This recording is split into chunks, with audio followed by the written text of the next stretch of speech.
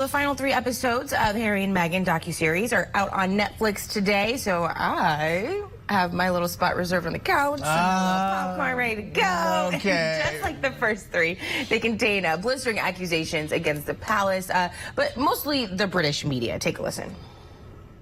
Who's marrying in, who should be a supporting act, is then stealing the limelight or is doing the job better than the person who was born to do this. That upsets people. It shifts the balance. Well, Netflix reports that Volume 1 of the series was their biggest documentary debut to date.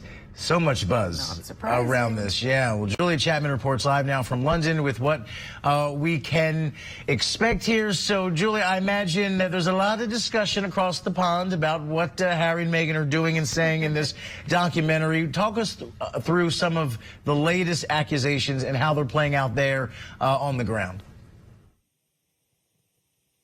That's right. After the first 3 episodes focused largely on the love story of Harry and Meghan, of their treatment by the British media, in particular the tabloids, and the undertones of racism in a lot of that coverage, the next 3 episodes, the ones released this morning, focus a little bit more clearly on the palace as an institution and even individual members of the royal family. Things get very personal in some of these episodes where we understand Harry talking about some of the incidents that happened behind closed doors, talking about his brother William screaming at him during a conversation where Harry and Meghan were trying to discuss the opportunity or the option of leaving the royal family. So quite a lot of family tension coming to the fore there. A lot of discussion about Meghan's mental health as well, where her mother talks about her being inclined to self-harm at one point. So low was her mental health status.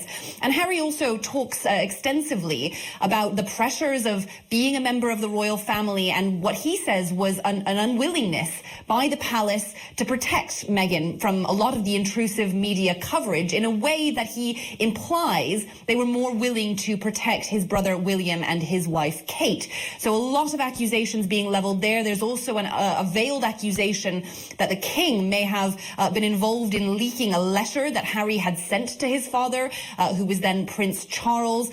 Quite a lot of accusations about the way that the press offices of the palace handled affairs of Harry and Meghan compared to William and Kate. The implication being that they were more willing to protect the future king than they were his brother and his wife. Yeah, it has certainly gotten pretty messy, how we would call it here. But a poll from YouGov found 14% of British adults have a more negative view of the couple after watching the first 3 episodes of this docuseries. Not sure if that's surprising at all or not to many, but what kind of fallout for the palace could come from this series, if any, or does this make them look even better? And the people that are those staunch supporters of the royal family, is that only going to increase that and decrease the likability of Harry and Meghan? It's a pretty divisive issue, but as you say, the polling suggests that this documentary has actually really brought more people onto the side of the palace than it has Harry and Meghan. People who were already inclined to like them still do, but there has been a pretty big swing as well in the opposite direction. So people saying that Harry and Meghan are self-centered, that they are attention seekers, that this is all their ploy to make money. Of course, the couple says that they do need money in order to pay for the security to prevent press intrusion. But definitely public opinion seems to be entrenching against this couple. And a lot of that does, of course, have to do with the tabloid coverage. We've seen huge coverage in many of those newspapers, which really do not take kindly to the accusations that they have been leveled with in these documentary episodes. But of course, there are a number of lawsuits going on between Harry and Meghan and some of the British newspapers. The palace still hasn't commented on any of this. There has been really silence among the royal family. It's definitely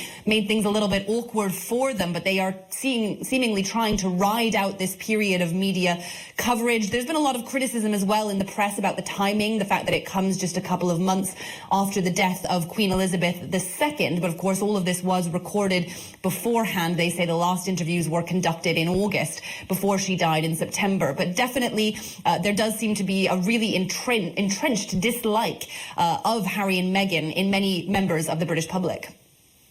And on one hand, people, I think, always say, well, Meghan, you knew what you were getting into, and he's the prince. But that's the thing, is in the docuseries, Julia, I don't know if you've watched it, I mean, she literally, was so naive in this docuseries, where she had no idea. I mean, you have to watch it. I don't know. You have to watch it. Okay. It's interesting. You weren't dating Ted from Walmart. He's the prince. Okay. Julia's like, get me off camera. Yeah. Y'all get into it. Julia Chapman reporting live from London. No, don't touch that potato. We got it. We got it. But also, you look at some of the way that she's been treated by the press. Yeah. The way Diana was treated. There's a different Eerie tone Yeah. to it. It's a lot going on.